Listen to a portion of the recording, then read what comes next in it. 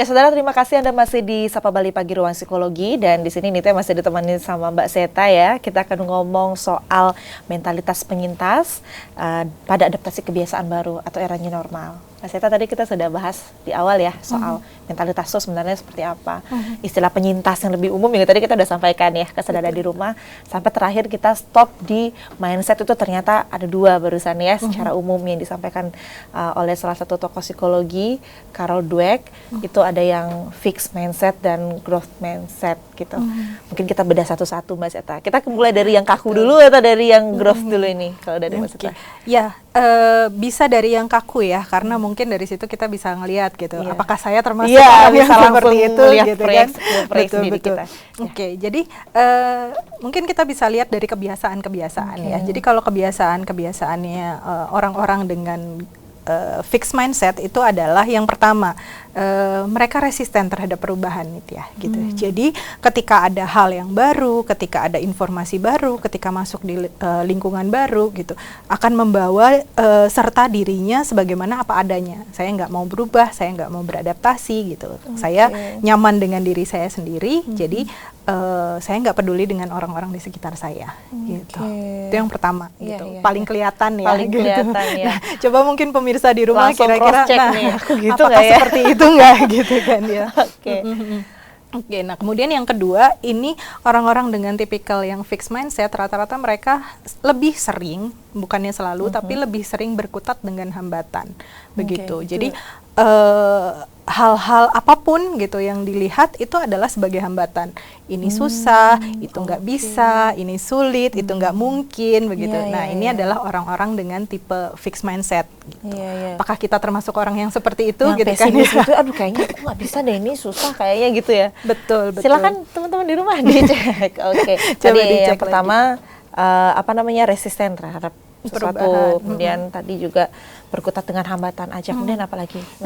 Berikutnya ini orang-orang dengan tipe fixed mindset itu biasanya lebih banyak blaming others atau menyalahkan faktor eksternal, begitu. Dibandingkan kita introspeksi sendiri, karena apa? Lebih mudah untuk mencari kesalahan orang di luar saya sudah benar gitu. Jadi pasti yang di luar saya yang salah.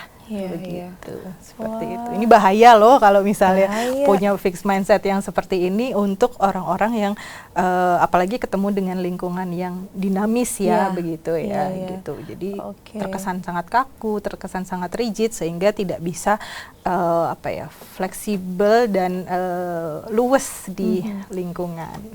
Kalau misalkan seperti kita lihat secara gambaran nih Mbak Seta ya, yang fixed mindset ini mungkin kita berpikirnya kalau milenial kayaknya nggak mungkin gini, tapi mungkin aja ya Mbak Seta ya. Kalau misalkan anak-anak muda sekarang punya mindset tetap gini, karena kita mikirnya yang identik dengan fixed mindset kan biasanya yang sudah tua-tua nih. Tapi kalau dari psikolog sendiri gimana? Apakah umur ternyata nggak menentukan ya Mbak Seta atau gimana? Sebenarnya tidak terlalu ya. Jadi kalau dari bicara tentang lintas generasi ya, dari generasi X, Y, dan Z gitu ya gitu. Jadi memang ada kecenderungan generasi Z ini atau generasi millennials ini mereka akan lebih mudah membuka diri atau open mind terhadap hal-hal yang baru gitu. Jadi kalau diibaratkan banyaknya ini sekarang Gen Z ini adalah generalis gitu, semua bisa tapi memang sedikit gitu.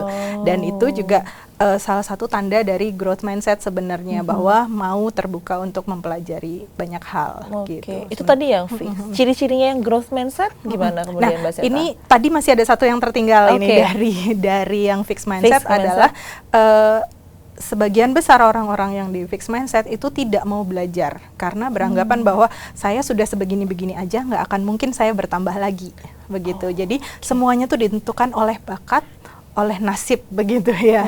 Berkebalikan dengan yang growth mindset. Kalau growth mindset, walaupun misalnya katakanlah dari segi psikologi, IQ saya sekian, tapi saya bisa belajar kok. Misalnya IQ saya sekian, saya tetap bisa belajar. Ada keterampilan-keterampilan yang bisa saya kuasai di luar dari skor IQ, misalnya seperti itu. Itu salah satu contoh dari growth mindsetnya. Kalau secara sepintas didengar, kita pentingnya harusnya punya growth mindset dong Mbak Zeta ya. Betul. Kemudian kalau misalkan growth mindset kalau dibandingkan dengan yang fix, berarti dia lebih bisa menerima kegagalan, Mbak Seta ya, untuk belajar lagi introspeksi itu mungkin lebih baik pada orang-orang dengan growth mindset. Growth mindset, ya. Jadi memang selain karena lebih bisa menerima kegagalan, mereka juga suka akan tantangan gitu. Berbeda dengan fixed mindset yang mungkin kalau istilah zaman sekarang mageran ya gitu ya. Jadi nggak mau ngapa-ngapain gitu karena saya udah saya segini-segini aja, nggak akan bisa bertambah atau bertumbuh begitu.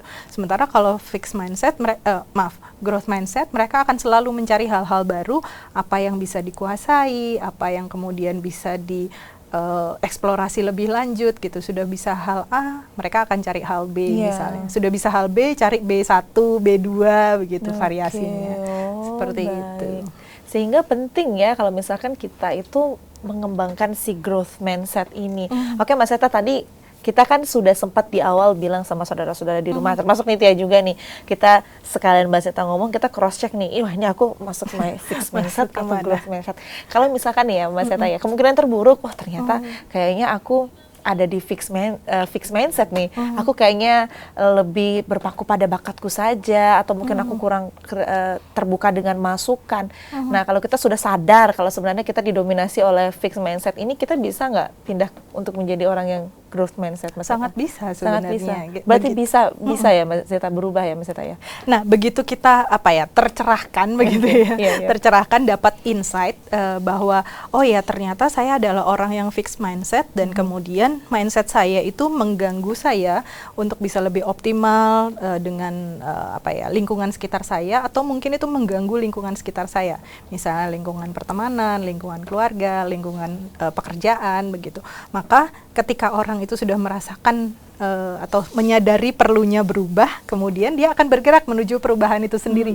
Disitulah muncul proses transformasi ke growth mindset. Oke. Oh, berarti kita juga bisa tahu ketika kita tuh ada di fase growth atau fixed mindset ini dengan masukan dari orang lain, berarti ya Mbak Seta. Orang lain yang biasa lebih ngerasa daripada kita kadang ya Mbak Seta ya.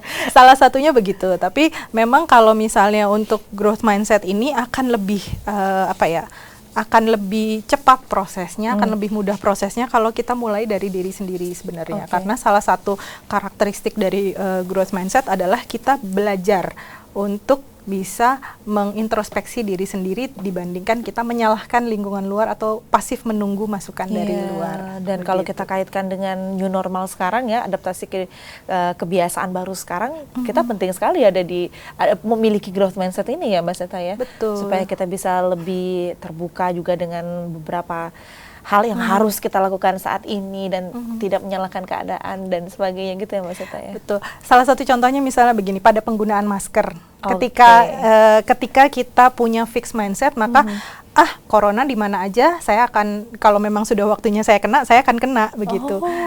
Itu fixed mindset. Sementara kalau yang growth mindset, saya tahu bahwa ini virus semakin menyebar, kemudian juga penyebarannya saya tidak tahu kemana saja, sehingga yang perlu saya lakukan adalah saya membatasi diri saya, membatasi orang di sekitar saya dengan saya menggunakan masker, karena saya aware, karena saya sadar bahwa pentingnya kesehatan itu bagus untuk diri saya sendiri. Iya, benar juga. Iya ya. Contoh paling sederhana.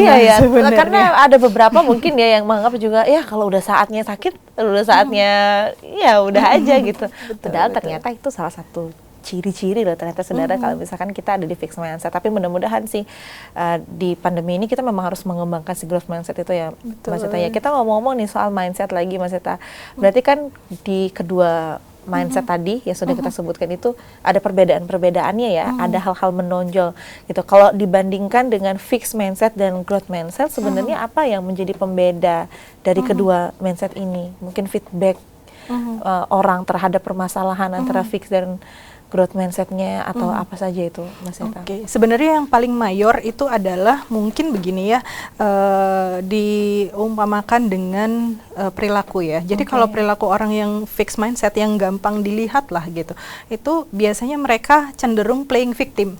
saya kan nggak salah gitu. Saya udah seperti ini, orang lain pasti yang salah gitu. Jadi ketika misalnya katakanlah pada situasi seperti ini, kemudian terdampak baik dari segi ekonomi, kemudian mungkin dari segi kesehatan begitu, selalu menganggap semuanya itu terberikan begitu. Ini sudah nasib memang saya seperti ini ketentuan pemerintah misalnya saya dibatasi, ada PSBB, ada PKM kalau di Bali gitu kan ya, sehingga saya nggak bisa ngapa-ngapain, ke kondisi ekonomi saya hancur misalnya seperti itu.